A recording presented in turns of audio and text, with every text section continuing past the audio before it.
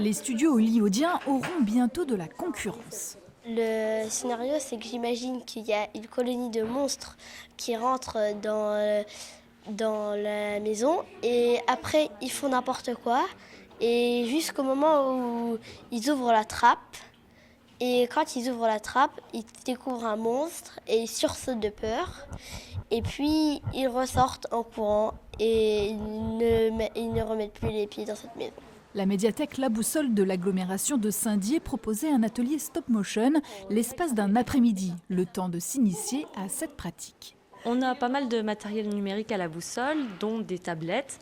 Et sur ces tablettes, on a l'application Stop Motion Studio, qui permet d'animer des objets du quotidien. Donc là, aujourd'hui, on anime des jouets, de la pâte à modeler, en fait, en faisant image par image, en prenant des petites photos. Après, on lance les photos à la suite les unes des autres et ça fait un petit film. Je connaissais de nom, j'aime bien un peu tout ce qui est l'informatique.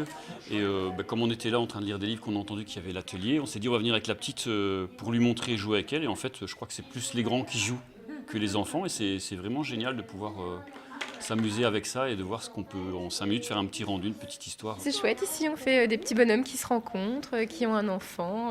Après vous verrez la vidéo quand elle est finie, c'est mignon. Mignon et très ludique, la technique de stop motion a évolué et s'est démocratisée, devenant accessible au grand public avec des applications gratuites et peu de matériel informatique nécessaire. En fait, c'est une technique d'animation qui est extrêmement vieille, en fait, qui date quasiment du début du cinéma. Les effets spéciaux, comme on les connaît aujourd'hui, n'existaient pas. Il fallait être créatif pour... Alors, je prends l'exemple souvent de King Kong.